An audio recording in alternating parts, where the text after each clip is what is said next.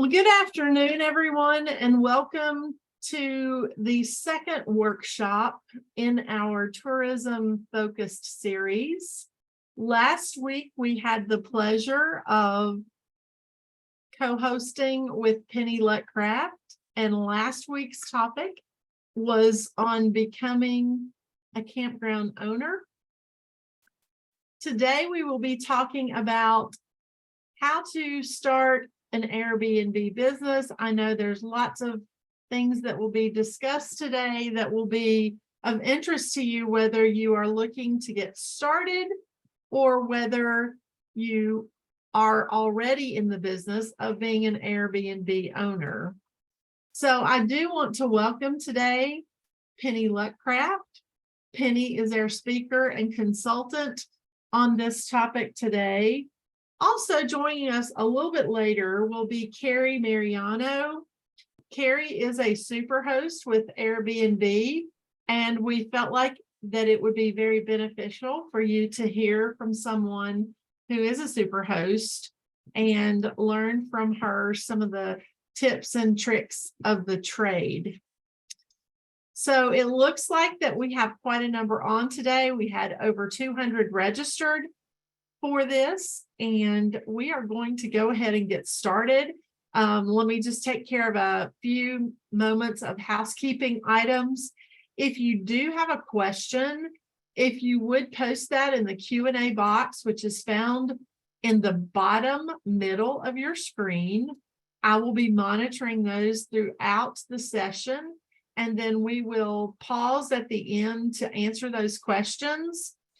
I also will be sending out an email which will have an evaluation on this workshop. We would ask you to respond to that if you would, please.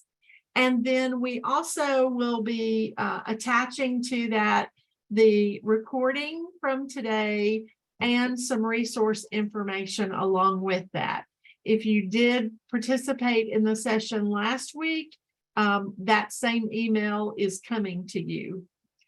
So we'll go ahead and get started. And Penny Letcraft, I'm going to turn it over to you. I will turn my video off just to conserve bandwidth.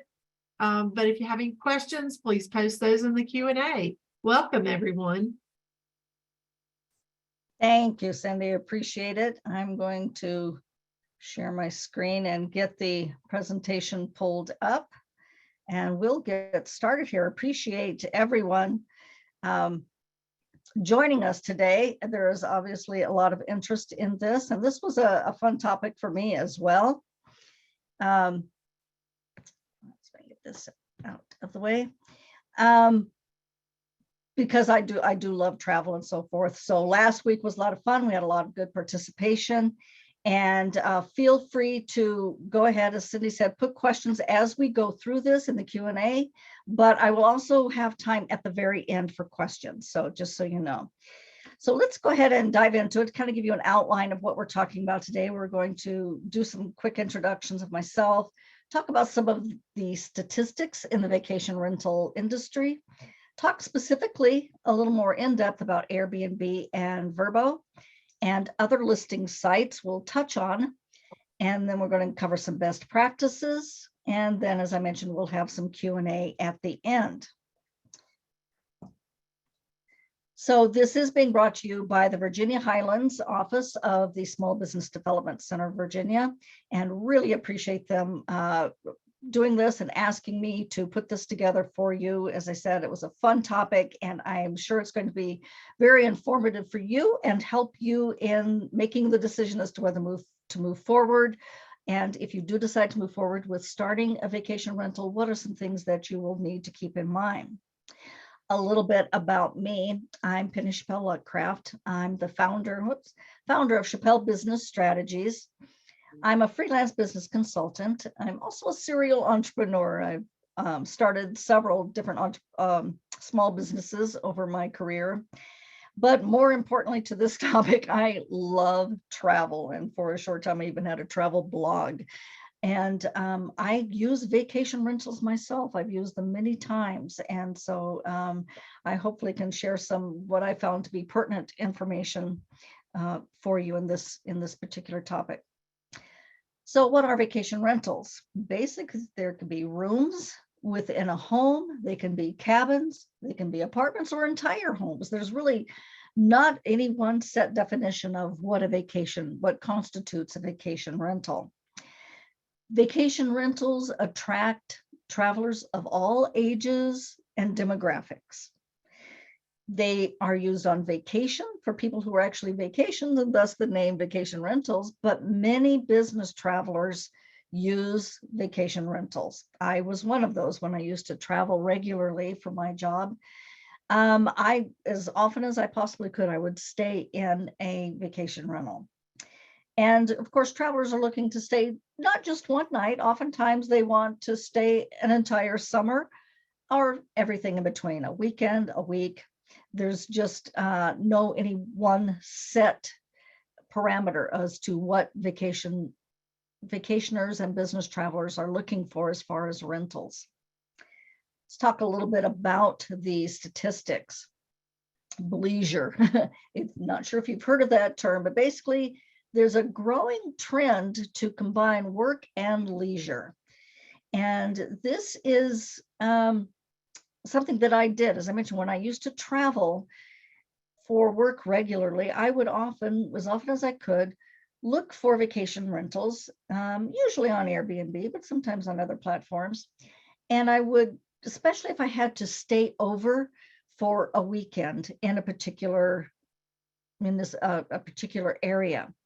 And the advantage of doing that was, one, it saved the company I worked for money by doing that way over staying that long in a hotel. It was much more comfortable for me. And from time to time, I would be able to have family stay with me and enjoy it. So since I was there anyway, and it was on the company dollar, but it was actually saving the company money, it worked out for everybody. So that is actually a growing trend. Then there are retirees, boomers who are retiring. They are traveling in record numbers, and they are more and more turning to vacation rentals as opposed to hotels and motels and things like that. For a lot of different reasons. This number is growing since the pandemic. For the industry itself is growing since the pandemic, and we'll touch on that in a minute also. Families, 61% of families, as of last year, late last year, 61% of families are looking to book a vacation rental, and they're looking to look in rural areas. So if you are joining us today from a rural area, then that is good news for you. But obviously, there's still a significant segment of the population who book vacation rentals who are looking to stay in cities. And whether you're near the DC area, Arlington, or wherever you are joining us from, then you will, there are things that people are seeking in that area. And sometimes they're looking to save money for families, because families can often stay less expensively in an apartment that they're renting on as a vacation rental, as opposed to a couple of rooms in a hotel. Interestingly, millennials make up 40% of leisure travelers who choose to book online. So that's a growing segment of these also. There are two top sites that are used, and as I mentioned those in the introductions, there's Airbnb and Vrbo. There are a number of online sites, though. Those are not the only two. So as you are looking into starting a vacation rental business, look into all of them, do your research, and really determine what is going to be the best option for you, for your space, and for your area and your target market. So let's talk a little bit about the two big names, Airbnb and Vrbo. Airbnb is the most widely recognized name in vacation rentals. So we see that by the virtue of the fact that this webinar was actually titled Starting or Becoming an Airbnb Entrepreneur, when in fact we're really talking about becoming a vacation rental entrepreneur. Airbnb is just so widely recognized. It's like saying, oh, Google that instead of go to a search engine and look that up. We say Google that. So with vacation rentals, we just say, oh yeah, I'm going to look for an Airbnb, or I'm staying at an Airbnb. One of the advantages of Airbnb is that any type of space can be listed. So if you have just a room in your home that you want to rent, you can list that on Airbnb. It is free to list. It does not cost you anything to put your listing on the Airbnb platform. The way they make their money is by charging a 3% service fee per booking. One of the cool things that Airbnb did within the last few years is to offer their host $3 million insurance protection, and it's absolutely free. So if you're worried about opening up your space, a space in your home, you're worried about the partiers coming in and destroying your property, this is an amazing provision that Airbnb is now offering to its hosts, that they've got you covered. And I think that's just absolutely fabulous. As far as Vrbo, now it used to be called, when they started out for many years, and they actually started in, let's see, when did they start? In 1995. And it was VRBO, and that was their name, and it stood for Vacation Rentals by Owner. But so many people just called it Vrbo that a year or two ago, they just went ahead and stopped fighting the flow and just changed their name officially to Vrbo, and they changed their logo a little bit. The difference with Vrbo is that only private apartments and homes can be listed. Now, having said that, I have a good friend of mine actually has a basement apartment on her home that is listed in Vrbo. And they've had it listed for many years, and they do very well with it. So I think the qualifier there is that it has its own separate entrance. You don't have to go through the main home to access that apartment. So if you are looking at renting a space that has to be accessed through your main living space, then it probably would not qualify to be listed on Vrbo, but definitely would qualify to be listed on Airbnb. There is an annual subscription of $4.99 to list on Vrbo, or you can opt to start out, if you're not sure how things are going to go, start out by paying the 5% commission plus the 3% credit card processing fee. So essentially it's an 8% fee.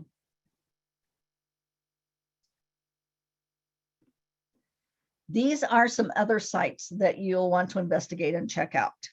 Now, TripAdvisor and Expedia, I have them listed on here separately. This is actually just a screenshot that I took from the guidebook that you will receive via email, that Cindy will send out when the recording is ready and everything is ready. You'll receive an email with the copy of these slides, as well as a guidebook. And these will actually be links to take you to those sites to learn more about listing on any of them. Now, TripAdvisor and Expedia are two other big names in the space. And there are a lot of other smaller, lesser known names out there, and some of them you've probably heard of, but they have been bought out by either TripAdvisor or Expedia. So I started, as I was doing all this research, I kept going to, oh, here's another site. Oh, no, it actually takes you to TripAdvisor. Oh, here's another one. Oh, it actually takes you to TripAdvisor. So I just consolidated them and put them in under the over umbrella of TripAdvisor and Expedia. Kid & Co is an interesting one, because that is an interesting entrepreneur who found a unique space as a mom with a family looking for kid-friendly places to stay, vacation rentals. She realized there was a niche that was needed. So she created this platform so that if you have a family and you have a space that is really conducive to families, young kids staying, maybe you have a playground or something that is, a safe space for small children, then definitely go and check out Kid & Co. because she really has a unique niche there, and it's a growing niche and it's a growing platform, so that families and malls are looking to book places like this. That's where they're going to go. Some things to think about when you're looking to get into this particular business of vacation rentals. Is there a need?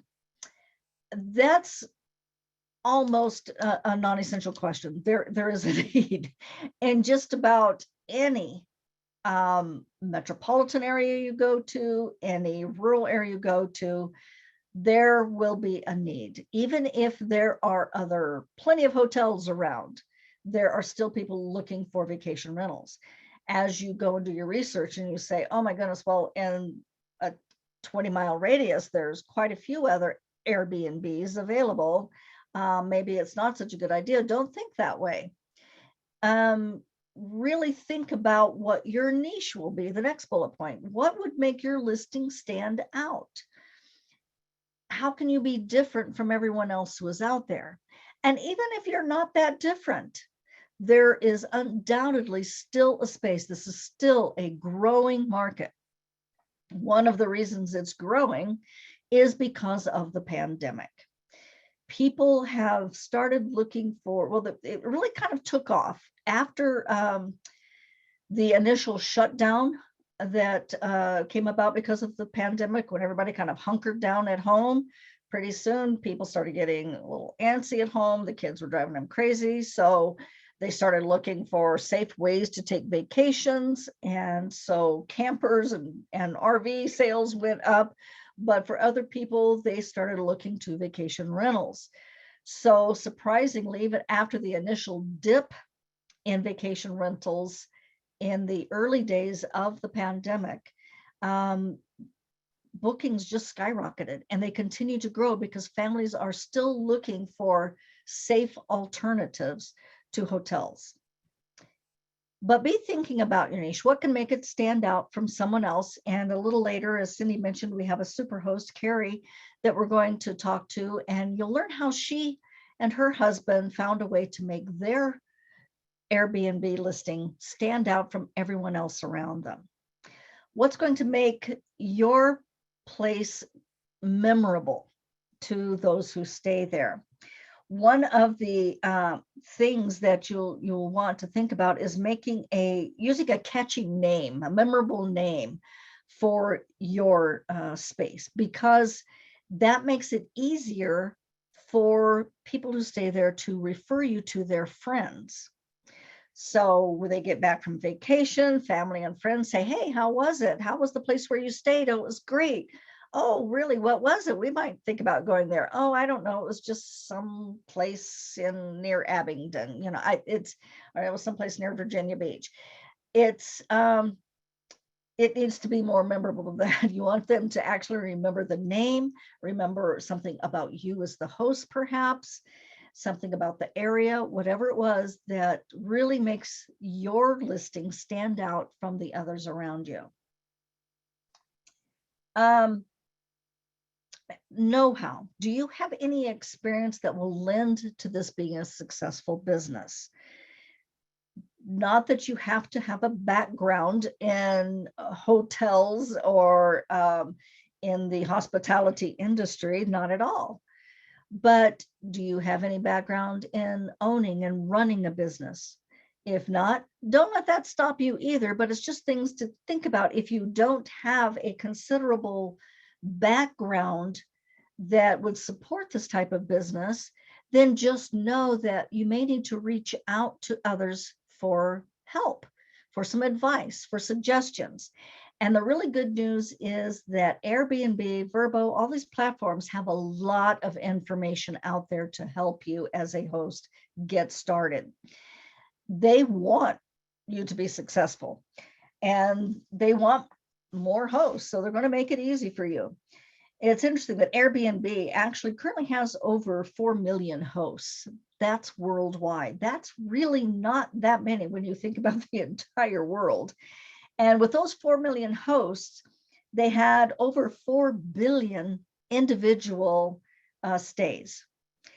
So that was the most recent statistics I could find on Airbnb, but that's just Airbnb. And that's just one piece of the market. Verbo, just for the record, has just about 2 million, a little over 2 million hosts. Also, do you have time to dedicate to it? So a lot of people think, oh, I can do this for extra income.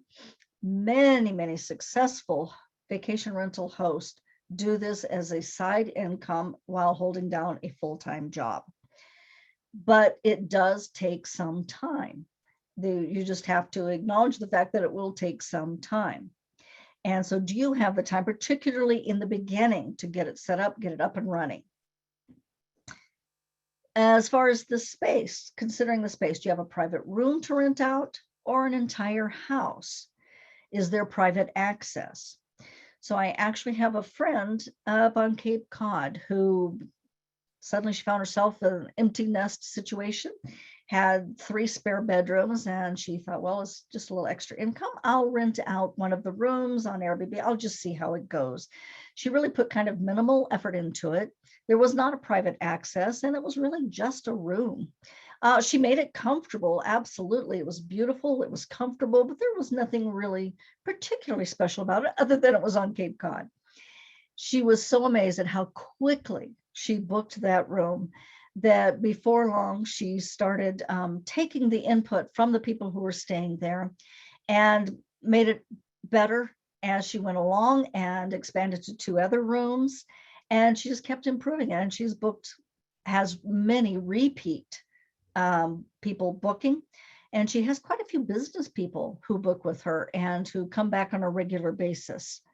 So just something to think about. And as we get into some of the best practices from some hosts later in this, in just a few minutes, you'll see that that's kind of suggestion they have is don't wait until you have it absolutely perfect. You'll learn as you go. Just do the best you can to make it appealing at the outset and make it comfortable. Amenities. Travelers are looking for amenities. They are wanting, see, I saw on one of the sites, I believe it was Airbnb, that the things they're looking for most, travelers are looking for the most, is one, a kitchen. They want a place to cook a simple breakfast or to at least keep their drinks and lunch packables for the day. They want privacy. So even if it is a room in your home, is it private? Do they have a private bath? Things like that. And they're looking for views and or experiences. So living in the beautiful region that we do, views aren't typically not a problem, nor are experiences. There's so much to do in this region, whether it's hiking or whether it's going on wine tours or camping, not camping, biking. Or if you're in the cities, then there's so much to do in the cities that you have an endless opportunity to provide a guidebook for your guests to say, here are some things that you can enjoy in the area. Hosting, being a host who's willing to go the extra mile while allowing your guests their privacy are going to help bolster your reviews. So that's one thing I noted when I was staying and looking, when I was really spent a lot of time looking for places to book. Particularly, I would pay a lot of attention to the reviews. Where would I stay? And I noticed that the ones that I was really the most drawn to were not just necessarily where they were or what the space looked like, but I wanted to make sure that the hosts were accessible if I needed them, and that they were basically amicable. And so seeing the glowing reviews of a place of how wonderful the host was, and they went the extra mile, and they made my stay so pleasurable, those went a long way to helping me decide where to book. And that was especially true when I traveled to France, and I was going to stay for 3 months. I looked for an Airbnb place, and I found the perfect location, but I want to say, okay, but what is this host? I found the host was not on site. He lived in another city. I was a little concerned about that. So I actually communicated with the host prior to that. And he went the extra mile. He came down to the town where I was staying, met me at the train station, had a bottle of wine ready for me. And he just went the extra mile. So it just went along. So of course I left rave reviews for that particular place. This is a picture of my brother and sister-in-law's Airbnb in Arizona. And I reached out to them to ask them about some best practices. I asked why they listed on Airbnb, and they mentioned specifically that what I said earlier was about, it's just synonymous with vacation rentals. And then I asked, how did they decide what amenities to include? And they said they tried to think about what they would want if they stayed there. They watched seasoned Airbnb hosts via YouTube, and then they listen to their guests. I've talked to them since then. They've had this going for several months now, and they say they want feedback from the guests. They're constantly looking for feedback.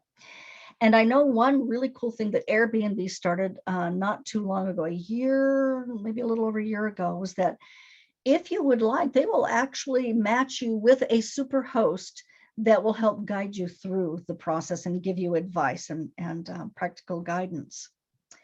I also asked them about hiring a cleaning service.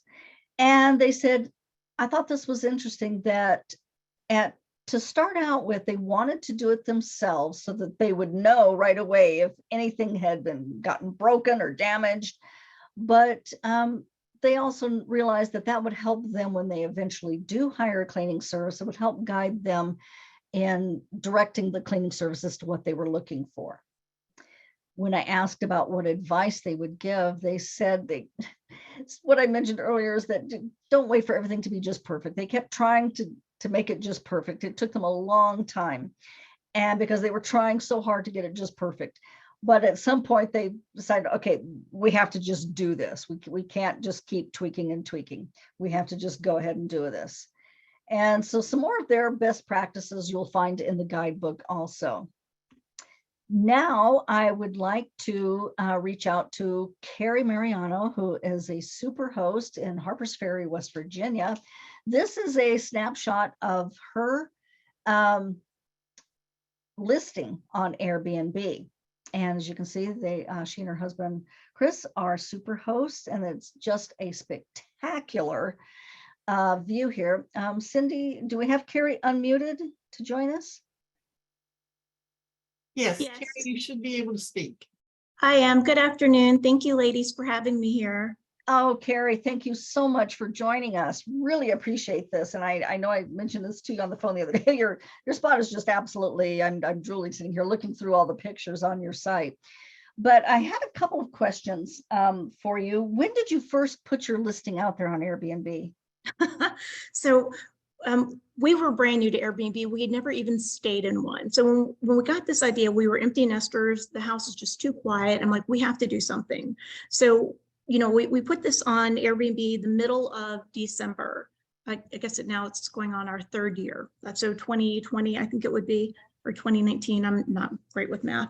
So we put it on the mid part of December, thinking this is going to take months to get the word out there, to let people know that we're available and what we offer. And what we found out was within, I think, 2 or 3 days, we had our first booking for Christmas Day of all days, right? And here I had family coming, and I thought, oh my gosh, this isn't crazy. So we quickly booked off and blocked all of the holidays coming up, birthdays, anniversaries.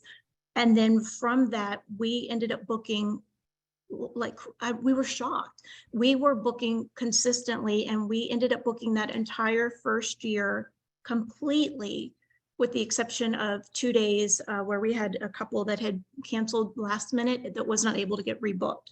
So that for first year of business, we were booked completely solid, minus our anniversary and birthdays that we had blocked, and holidays. So it was really quite overwhelming, and we weren't really expecting that. So when you do list it, be ready to go. Airbnb has an incredible marketing platform, and they definitely get the word out quickly on a new facility.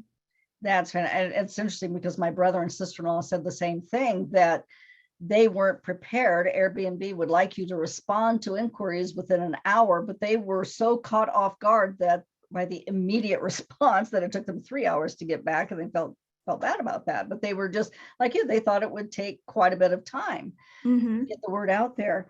So now you're listed as a luxury mountain getaway. Now, when we think of the mountains, at least I do, when I think of the mountains, I think of camping and hiking. And so why did you choose a luxury mountain getaway?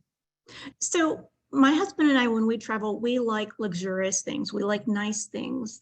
We're not a country look. So even when you're in our home, it's very modern, it's very upscale.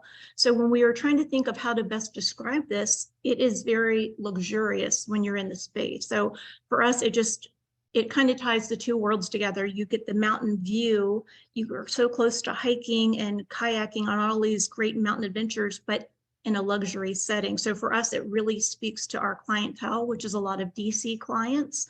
So a lot of this too, when you're thinking of what kind of space do I want, who do you want your clients to be? Right. So our initial thought was, okay, let's pull these DC clients who want to get away from the big city. They still have a luxurious space to stay in.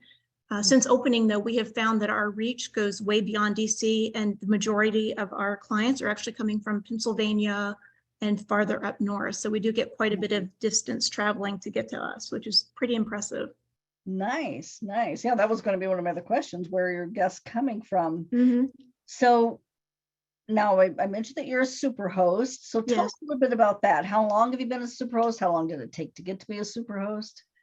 Well, with the way our bookings went, it did not take us long at all. And I think Airbnb has changed the superhost policy. I think when we first started, it had to be something equivalent to about 100 days, I believe. So, 100 days could be, 3 or 4 people staying long-term, months at a time, or it could be, 100 stays of people staying 2 or 3 days at a time, so 100 nights. So it really depends on how many nights each guest stays. But I think that was kind of the criteria. And you had to also keep a 5-star rating for that to keep your superhost status. So now I think we are up to 151 reviews. And the other piece is, when you're looking at Airbnb, just because it says how many reviews, like 151 reviews, we've had many more stays than that. Not everybody leaves a review. So also be prepared for that. So if you're trying to hit superhost, don't think, okay, in 10 stays or in 50 stays, I'm going to hit superhost status. They also have to leave the review. Right. So what's the advantage of being a super host? Superhost, they do a little bit more marketing for you. So your listing will push to the top. A lot of people who are looking to stay want to stay with the superhost because they know that you're experienced in handling guests and travelers. So it's definitely one of those things you really want to strive to get. So definitely keep your communication up. Like you were saying, Airbnb likes you to have that quick turnaround communication. Right. Keeping that number up helps also get you to the superhost status quicker. So little things like that will get you to the superhost, but definitely your reviews, your communication, and how quickly you answer and respond to things. Great, good. So what other advice would you have to our listeners who are looking to start an Airbnb or Vrbo or whatever vacation rental? Well, everything that you've said so far, take all of her advice, because it was all of the notes I had written down as well. But be authentic. What is it you love? Share something that you're passionate about. If you're a gardener, maybe that you have a little bit more gardening things, in your home. For us, I'm really into art, music, travel. So that is kind of what fills the space. I'm a movie maker. I have movie posters up. I have movie memorabilia up. I have a music wall of all different albums, and I actually change those out because we do get a lot of repeat guests. So if I know a guest is coming back and they're really into Broadway shows, I'll switch my movie wall to feature all kinds of different Broadway albums on the wall. So, what's authentic to you? What are you passionate about? You also don't want to go overboard. I watched a TV show on hosting one time, and I saw a lady was really into sausage dogs, those little wiener dogs, and she had them everywhere. So don't be like the sausage dog lady. Keep them minimal, little touches, little pieces. Some of the notes we get from our clients is some of the cool things we did. We really try to make it personable, and we get a lot of feedback on that, where like I said, it's a movie theme. So I have a clapboard, those movie clapboards where you can, Yeah. I have one of those. So like my last guest was here, I rate their name on it, like, you know, guest list, Stan and Jen are coming. They're gonna be here for 3 nights and have the Sunset Rouge. So our name for our space is Sunset Rouge. Like you were saying, make it memorable. Right. Everybody, when they talk about it, knows we are the Sunset Rouge. So I have the clapboard up to like welcome them with their name on it. It's that little personal touch to where Right. they realize we've put a little extra into it. I've also made a guidebook that is a printed guidebook. It lays right on the bed. So as soon as they walk in, I have my own guidebook with my own Sunset Rouge logo on it. It has inside, you know, a welcome introduction, who we are. It has our Wi-Fi, the who, what, when, where, like where do you Right. place your trash? Where do you smoke? How do you do the fireplace? Where's the fire extinguisher? How to use our hot tub? You know, all of the tips in there. I also had things of, you know, where do you find the coffee maker, the popcorn, the movies, all kinds of listings, extra pillows, blankets. I also put in there things to do, because you will get that question quite a bit.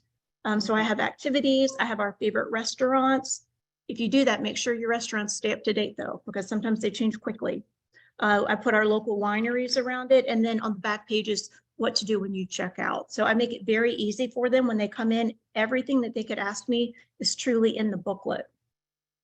Good advice. That my sister-in-law mentioned that too, that they created that right away before they listed even.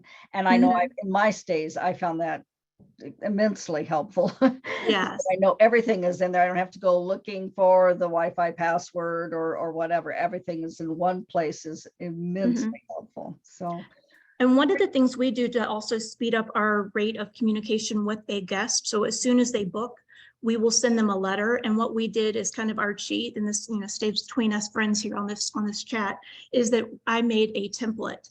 And in that template, it has like, hi, welcome. So they think they're getting an authentic letter from us, when really it is a template that we just kind of like copy paste and drop in. It speeds up our response time. If we're traveling, if we're busy, we just have to send it.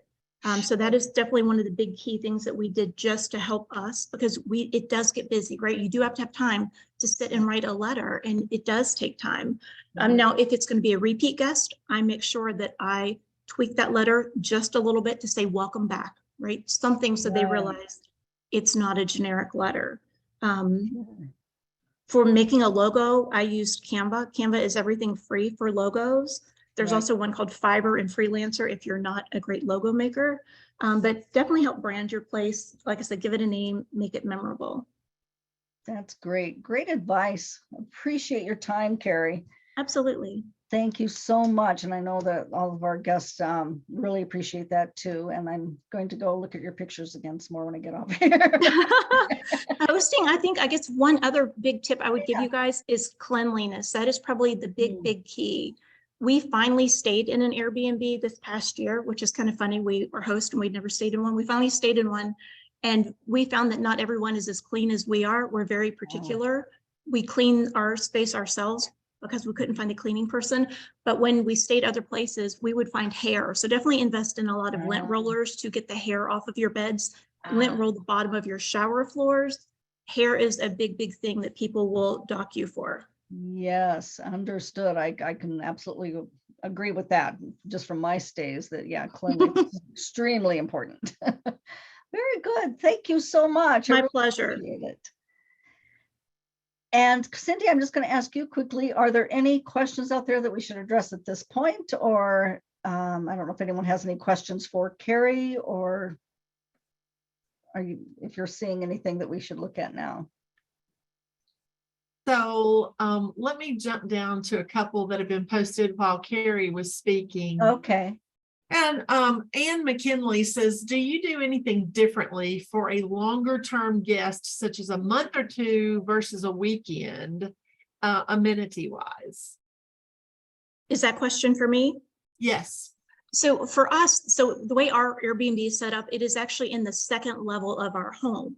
So they have a private entrance. We do not intermix. We've separated the two levels with a sliding barn style door, but we still, we don't allow people to stay more than 7 days. What we have found, the longer the stay, the messier and more relaxed they get.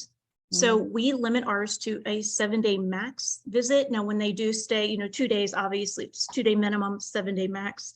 2 days, they're going to get the basic coffee, towels, washcloths for 7 days. Obviously, all of that is going to increase per day. We also charged, obviously for those additional days. So we do, increase towels, shampoo, always put in extra sheets and laundry items that they're going to need. So, if there's an accident and you're away, they can grab that second set of sheets. Little things like that, we definitely increase, but we don't do long-term rentals whatsoever. Good to know. One more question, Carrie. Actually, we've got a few coming in, but does the host have to be available at home while hosting? Can you list with Airbnb if you have an empty second home and personally not available for your guest? You can be, because there's many times that we are traveling and that we're gone. We've set the space up to be access for them. They come in, we have a punch code that they can come in, punch to get in. They have access. They really never have to meet us. So even if you don't live there, as long as you're available via the Airbnb website, because that's where they're going to message you, as long as you can get to that and make sure you have good connection wherever you're traveling or you're at, you don't need to be in the home. And many times we're not. We're usually gone traveling as well. Okay. All right. And I'm just reading through some of these others. Let's see here. My husband and I are considering buying a house in a neighborhood that needs rehab. It has great potential for a traveling nurse. The hospital is 5 minutes away. The house is located in a median income neighborhood. What do you think the challenges would be? And I don't know, Penny, you might want to answer that one. I know we talked a little bit about the sites that often traveling nurses use. Yes, and I apologize. I forgot to include that. I'll have to add that on there. But yeah, I recently just met a traveling nurse who was staying in the area, and she was looking more for, honestly, not an entire home or space, even though she was staying for a month. She was looking for just your typical Airbnb, just a room with a small kitchen and, Wi-Fi. And that was kind of all she wanted, and of course a bathroom. But I think it will vary depending on the nurse or the traveling business person, whoever it is, what they're looking for. I think for an entire home, you're probably looking at your audience being more of families, depending on how many bedrooms and so forth, and what the neighborhood is like. I'm not sure without having a little bit more information, but definitely doing some research on that. Okay, and then Carrie, someone says, do you provide access to a washer and dryer?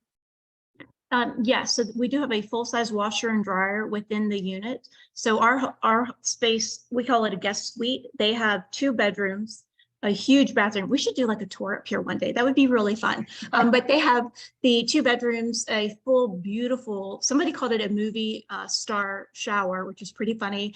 The full-size washer dryer. They also have a game room with a pool table. There's an exercise room, a full-size kitchen with dishwasher, stove, microwave, fridge, a movie theater room with a closet full of movies. Then we also have a hot tub outside. Now we do have an upper landing because, again, this is our home, so the second mid-level is completely our guest space. The upper level is ours. On a rare occasion, we've had a few people like wander to the upper level. So we just have to remind them like, hi, back down. And then on my third and lower level is actually my studio. I'm a body painter and artist, so they can have that experience of going down and walking through an art gallery while they're here. So they definitely have a lot of space to play here. And Carrie, they wanted to know the 2 programs that you use to create a logo. I believe Canva was one of those you mentioned. Canva, if you're pretty handy, and they have some templates on there, and Canva is completely free. If you don't know even where to start, the other one I like to use is Freelancer. It's where you can put up a challenge where you're saying, make me a logo. I want a luxury Airbnb logo for a mountainside, a hilltop. And then you'll get 100 different submissions. You pick the winner and pay whatever your amount. I think I paid $20 one time for a logo. Freelancer is that one. The other one is called Fiverr, and that is where you go find somebody you like their artwork, and you can pay them as little as $5 and up to create your logo. Okay. And we have a lot of questions around security, which both of you may want to chime in on this, but kind of questions about, what kind of insurance to look at, how do we ensure proper security in creating a place that would add community, what do you do about cameras? So would you all like to address those? Yeah, Carrie, why don't you go ahead and go first? Sure. So for us, even though Airbnb does offer insurance, there's loopholes in every insurance thing that you can think of. So just for us as added protection, we did add a small rider on our home insurance just to cover us for anything that maybe Airbnb would not. We've never had an issue, knock on wood. We've not had anything ever damaged. We also limit our space, even though it is a 2-bedroom and it could hold groups of 4 or more. We quickly learned if you have 4 or more, it is a party. You'll get a lot of girl groups. Girl groups are allowed. Typically, it's a lot of drinking. So we learned quickly we did not want that within our home. I want to go to bed and sleep. I don't want to hear girl groups up screaming at 2 a.m. So we quickly lowered ours down to where it is a 2-person maximum.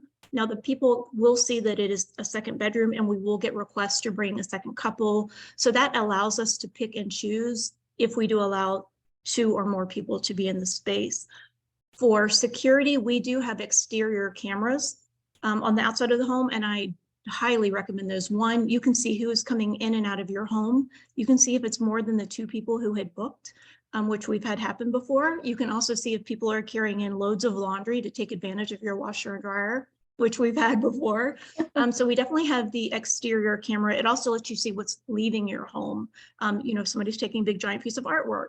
I've not had anything like that happen other than multiple guests coming in, but it's definitely one of the security pieces. We did also put in our own stairs to allow them access to the space so they don't have to come through our house. And then outside for the other side of the unit on the back side where the hot tub is, we do have an exterior door camera out there. So it's not on the hot tub, but it is on the upper door. So if anyone were to come to our upper level on our door, we would be able to see that. That's good. So it's no difference in having a business. You would have exterior cameras. Right. And do you have guests like asking, wanting reassurance that their privacy is not being invaded by cameras, or how do you communicate with them about the cameras?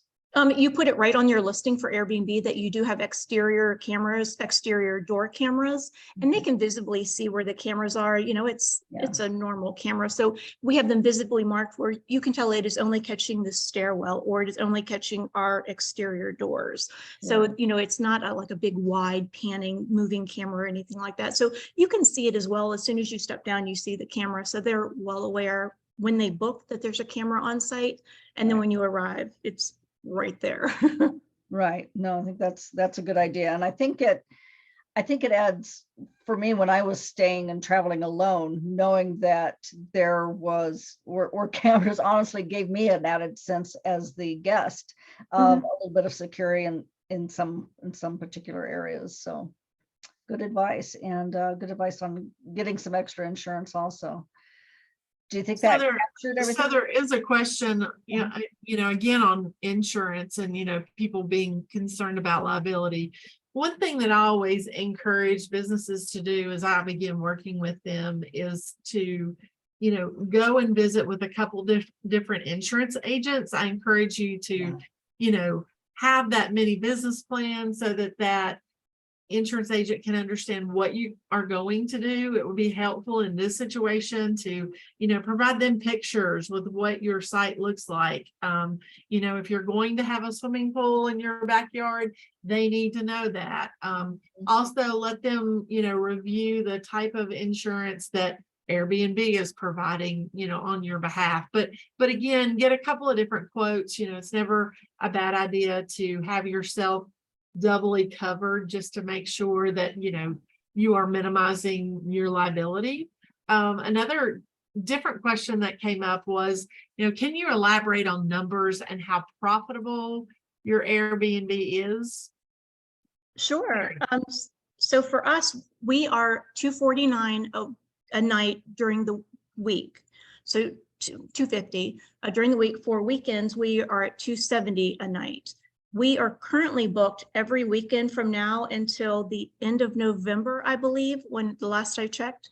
So we book up very quickly. Our weekends go very quickly. If we do get a cancellation, we do have that free cancellation policy within so many days. Things are booked instantly. So our weekends are always going to be full. Our weekdays are a little bit lighter now, which is also okay with us. We also need a little bit of breather in between. We both work full time. So also allow yourself time to flip your space if you're going to do the cleaning. So for us, we have a day between each guest that allows us to come down and thoroughly clean the space to our standards. And, even if you get a busy night or something going on, at least you're not trying to flip the same day. I definitely wouldn't try to flip anything the same day. For me, it's too risky. So we do put a day buffer between all bookings. For total profit, I think last year we did about $50,000 plus. My husband does the math and number side of it, but we definitely make a profit every single year. And also it's quite a bit of tax write-off for you as well. So it's definitely a great business to get into. I should have kicked my kids out sooner. Another question was, in relation to having a guest that doesn't want to leave and how to protect yourself from this. Anything that you two would like to add on that question? So I've never had the problem of a guest not wanting to leave. They know the things they've booked. I've only had one bad experience to where a guest made me uncomfortable that I did ask them to leave. And that was where we contacted Airbnb and they gave us full support and then kind of talked us through what to do and how to handle it. And then we did ask that guest to leave. He came up into our personal private space, even though he knew he was not supposed to be up in our personal private space.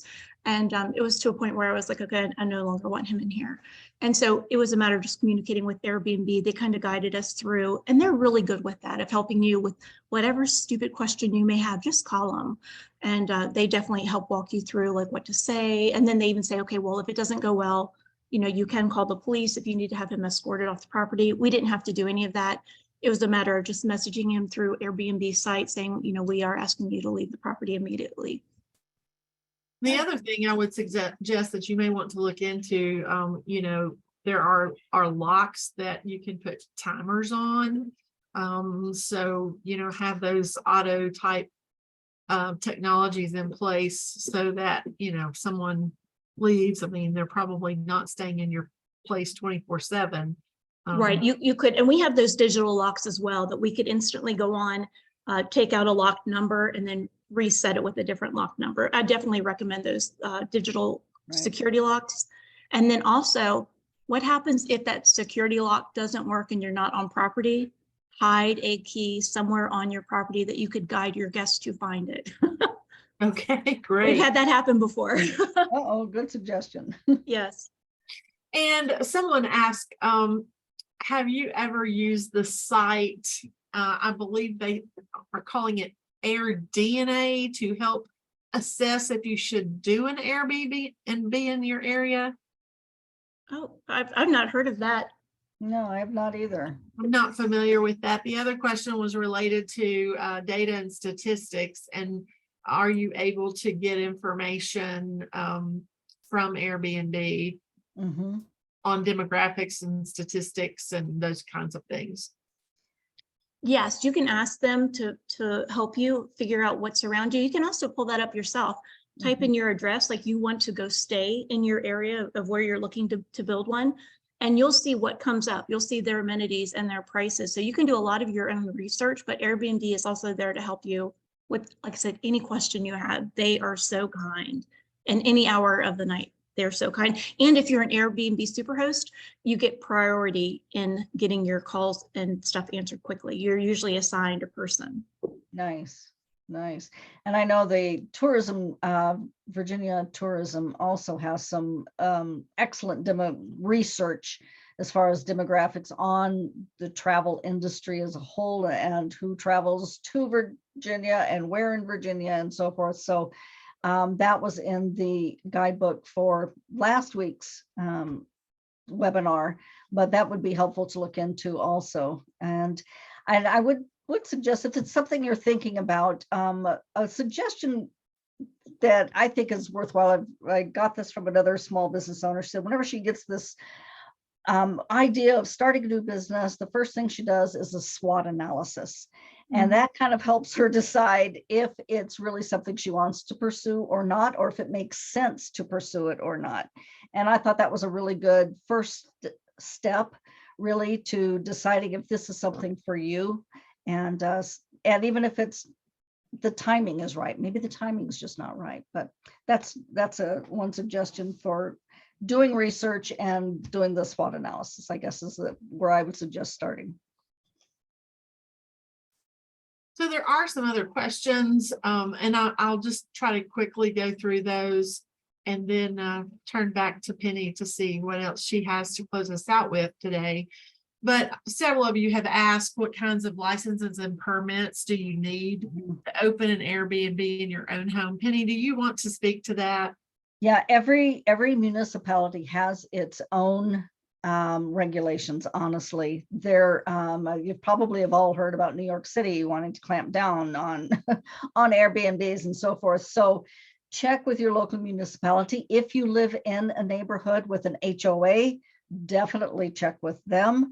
Some will be okay with it and some will not. So just reach out to your local town council, the Chamber of Commerce, Economic Development Center, find out what the regulations and requirements are in your specific area.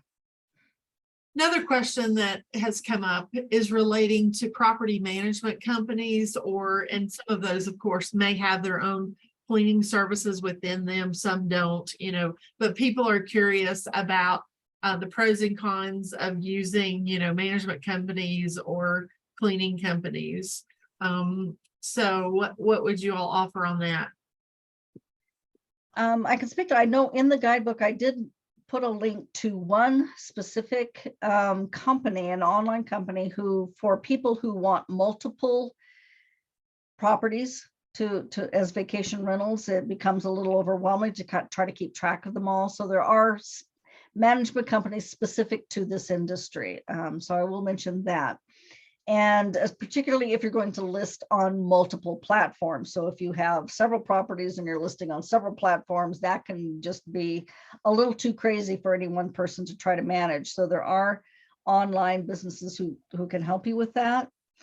As far as cleaning services, just check them out thoroughly and carefully, because as Carrie mentioned, and then she feel free to chime in again, Carrie, but cleanliness is so important. So make sure that you really have a reputable cleaning service and that you are guiding them through what your expectations are, setting those expectations right up front, and then doing check-ins from time to time. Absolutely. Penny, do you have anything else to add? Let's see, I think that was pretty much it. I was going to open up to questions, and I wanted your contact information out there, but there is a lot of research, and I guess that I would just close out by saying, do the research, but it is definitely a growing industry. The opportunity is there regardless of where you live. It's just a matter of understanding what's required, what you will need to invest in, and whether it's something you really want to do, and whether you have the bandwidth, the time to invest into it, and just make sure something that's really right for you. And definitely reach out to the resources that you have. Of course, Cindy is an excellent resource, or look to your local small business development center in your area. They are a wealth of information. I'm certainly happy to help anyone with what information I have. And all of these platforms, particularly Airbnb, as Carrie said, they're just super helpful. They want to help you. They want to help you get started. They make it very easy to get started. And so take advantage of all the resources that are available by the platforms also. A couple other things that I would address, and someone did just ask a question about financing to purchase a property or renovate a property for Airbnb. Just recently worked with someone that was doing that. And, what I would tell you is that, having an Airbnb, it's a business, it's a different type of business. But if you are going to a bank and you need some type of funding, they're going to want to see some sort of a simple business plan. They're going to want to see some sort of financial projections. Be aware that most traditional commercial lenders are not interested in startups. Often the SBDCs can direct you to different lenders who would be interested in this. However, it doesn't preclude you from obtaining financing that then you use to develop this business. But still, you're going to want to be able to show what does it look like that this business, once I start it, is going to produce for you an income, because they want to know that you can cover the loan costs on that funding that you are seeking. And so that's important to look at, using the Airbnb site to look at demographics, look at, what's around you, how many other Airbnbs are there in your area, and does it look like that there is still a need? That's really important. The other thing that I would tell you as you go into this business is that, it really comes down to marketing. You may have a great place, but if you are not marketing this, then, it may sit there. And I know that, many people do great advertising just on Airbnb. I visited actually with one of my Airbnb clients this morning who started in 2019. And, she's done a number of different things, but she said, I really started out advertising on Airbnb, but then she developed a website, and, she's found on Google. She said, a lot of people are repeat travelers. So once they find me, they get to know me. They know that they can book through my website instead of Airbnb. It cuts down on some fees for them. Again, having that catchy name that's easy to remember so you can quickly refer other people to that site. If I've stayed at a property and have a friend going there as well. But, really think about what your target guest looks like. I want you to spend some time really thinking about that, because that's going to really help you determine how you should market your business. If you are really targeting the millennial age, then I'm going to recommend a totally different platform on social media than if you are looking for people who are over 50. Again, I love the fact that, Penny mentioned how you can differentiate yourself, and there are some other platforms that, the Kid & Co company, but, perhaps there are other things that would differentiate your Airbnb from other places. I want you also to think about, why are people coming to the area to begin with? Because likely they're not just taking a tour of all the Airbnbs in the United States, although, people may do that. But why are they coming to the area? And then begin to figure out how you can partner with some of those attractions to perhaps advertise your place as well. Again, making sure that you've got that website, you're on some social media platforms, and that you're constantly putting some content out there. Do you have a YouTube video of your place? And then also, back to being that super host and being that host that goes the distance. Can you provide some sort of tourism guidance, either on site, in print, via email, in person? maybe if, you don't have a 9-to-5 job, maybe you could be kind of a physical tour guide. A lot of people really like to know what is in the area that I can do. They like to talk to locals because locals know more about places to go and things to do, than often you find just by searching. Sometimes they're looking at, those out of the box places and things that they can do. Communicate with those guests when they are reaching out to you and inquiring. Find out a little bit about why they're coming. What do they want to do? How can you help them plan their trip? And again, building those relationships between the hosting that you do and partner with those attractions to help start building your brand with other people. So again, I just think marketing is super important. I do a lot of strategic planning with businesses on marketing. So if anybody wants to reach out and you'd like to, do some more out of the box thinking, I'm happy to do that with you. The SBDC is in 28 centers across the state of Virginia. We have a lot of resources online that is available for you at any point in time. I would highly encourage you to make sure you're registered with your own SBDC in your area. We often gain information on special funding or special programs that could be available to you in your area. The other thing I would mention is, make sure that you check out Virginia Tourism Corporation in Virginia.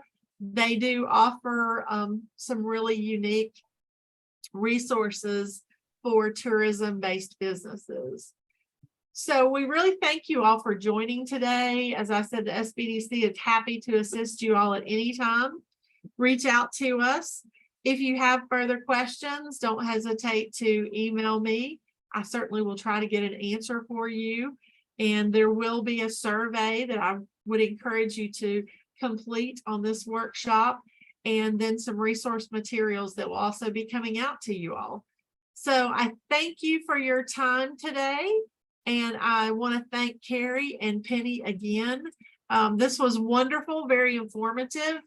And we look forward to possibly exploring this topic more in the future. Thank you. Thank you. Thank you. Have a great day.